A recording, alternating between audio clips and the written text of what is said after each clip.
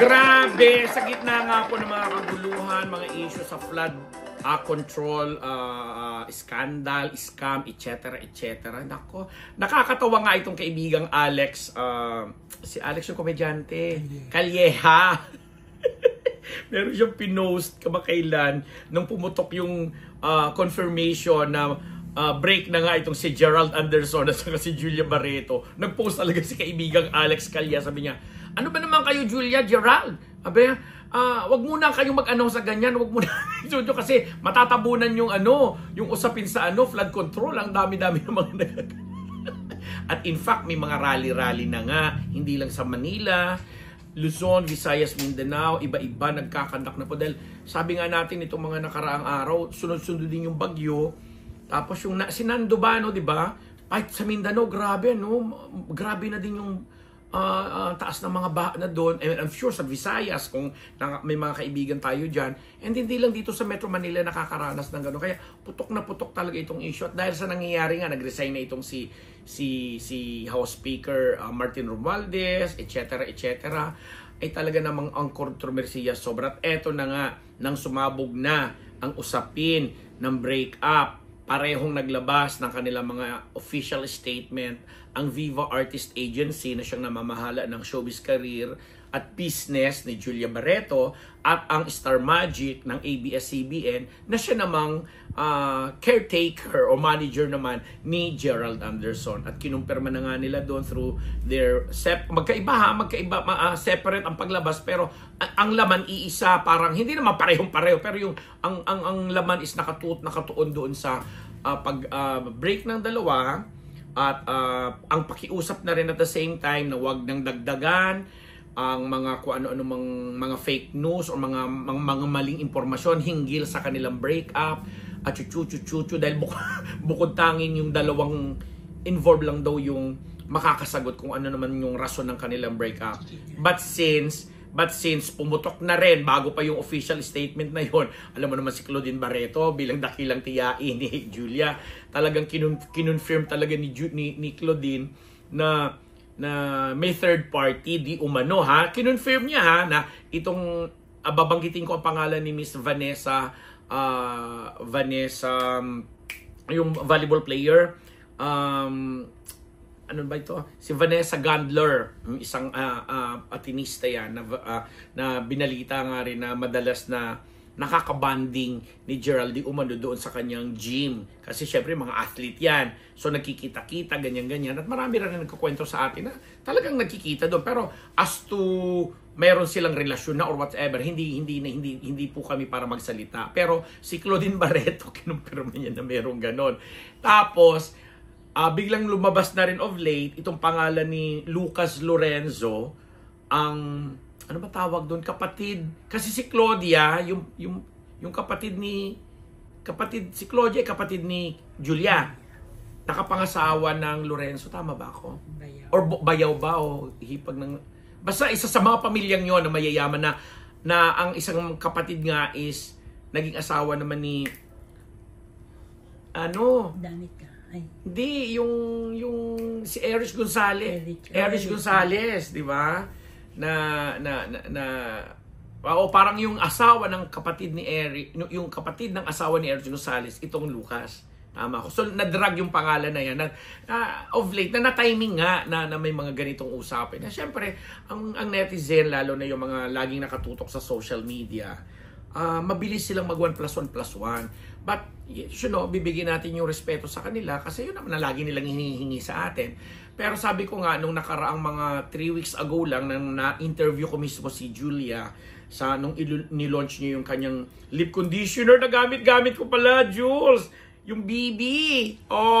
Gamit naman, ganda, no? Lip conditioner, na negosyo po ito ni Julia, sa pangangasiwa at sa pag-assist sa kanya ng Viva Beauty, yon ng isa sa mga kumpanya ng Viva, na sinabi niya naman doon, dahil bawal ngang itanong, siyempre bilang masunurin kami at marespeto sa mga ganyang pakiusap. Tapos nagkita pa kami doon ni Marjorie, yung kanyang nanay. Nagpakilala pa nga ako. So, Mars, naalala mo ako si Ambet, chuchucho. Siyempre tatango naman si Mars. Uy, pero in fairness nung mga siguro mga 2 oras na kami nandoon na tapos makita kami uli. Talagang si Marge sabi pa niya sa akin, uy, ingat Ambet di ba? Nakakaloka. But anyway, going back to that press con, sinabi nga ni Julia na happy siya and may peace of mind. Yun ang sinabi niya. Malaman. Tapos sinabi ko nga, ewan ko kung na-vlog ko dito yun na sabi ko super payat siya. 'Di ba? Ano siya, ang payat niya ngayon. Tapos bilang flat-chested din naman talaga siya. So, ano yun?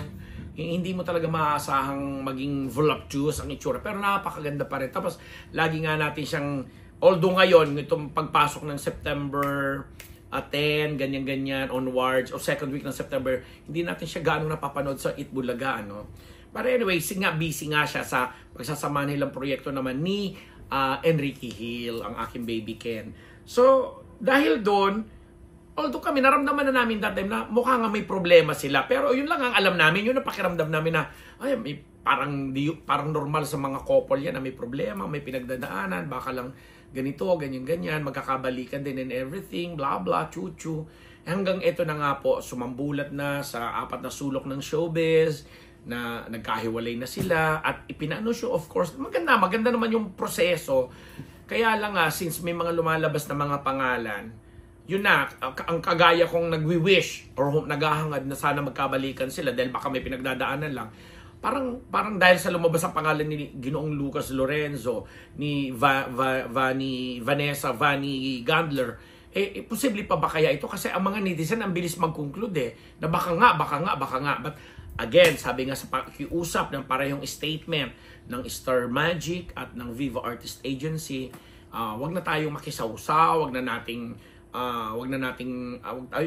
kumbaga wag nang hayaan na lang yung dalawa kung gusto man nilang magpaliwanag or sagutin yung mga tanong ngayong na netizen na sa tama rin naman yung mga netizen na nagsasabing you owe it to us kasi noong mga panahon na ganyan din kayo, sinusuportahan namin kayo. Pag humihingi kayo sa amin ng ayuda ng suporta sa inyong mga proyekto, ganyan-ganyan, binibigyan din naman namin kayo. Kaya we deserve naman na malaman yung totoo, lalo pa yung doon talaga sa mga naging sobrang supporter at mga nagmahal sa kanila bilang Julia Gerald, na akala nga nila ay sila na magiging mag-ending, lalo pat sa mga nakaraang panayam kay Gerald, palagi niya pinoproklama na last na niya di umano bilang girlfriend itong si Julia. Talagang parang nakita niya na kay Julia yung magiging future, lalo pat parang dugtungan pa natin doon sa parang naging pressure sa kanya ng tatay niya na naghahanap na ng apo mula sa kanya.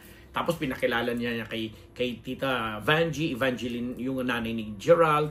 Tapos madalas na din sila nagkakasama-sama ng pamilya rin naman ni Julia pag may mga out of town na, di ba, kahit nga si Dennis Padilla na parang gustong-gusto yung nangyayari dahil ang ganda ng banding.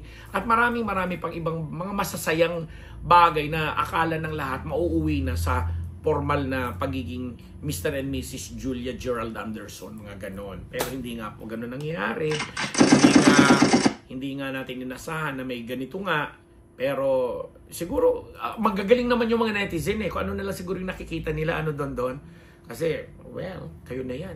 Pero sa istoryang ito, syempre ang laging nasisisi o ang kumbaga sa record, 'di ba? Si Gerald, kasi nga siya nga yung may history na alam mo yun, sa dami ng mga naging girlfriend niya na bigla na lang gino-ghost niya, walang ganito, ganyan. biglang nag ano tawag doon, yung ngayon present mo pa, tapos yung isa tawag doon, nagpapang-abot, nag-overlap. Di ba naalala mo yung issue ni Maha Salvador dyan at saka ni Elizabeth Maya at saka si Kim Chu, nung magkaibigang matalik yun, tapos ganun. Tapos si Bea Alonso, yun yung mga natatandaan ko minsan maiisip na lang ang kagaya natin na practice tayo dito sa showbiz ng mga ganyan, matatawa ka na lang na oo nga, but the thing is, yun. Sino ba tayo para manghimasok sa mga puso nila? But still, sa kulturang Pilipino kasi, para talagang lumalabas na ang lahat ng tao, lahat ng Pilipino, meresing anong edad mo pa yan, talagang hindi yata nagmamature ang mga puso. Kasi pagdating sa mga ganyang usapin, parang ang bilis-bilis magpalit ng mga makakasama sa buhay, no? Ay, naku, ayoko na mga alam. guilty ako po sa mga usaping ganyan, di ba, Don Don? Kung guilty ako, mas guilty si Don Don kasi siya nag-overlap talaga ang mga jowa niya. Ako ang inyong lingkod, nagpapasalamat sa inyong lahat, mga kachimong Bearable. Dito lamang sa Bearable Channel, Ambet Dabus po.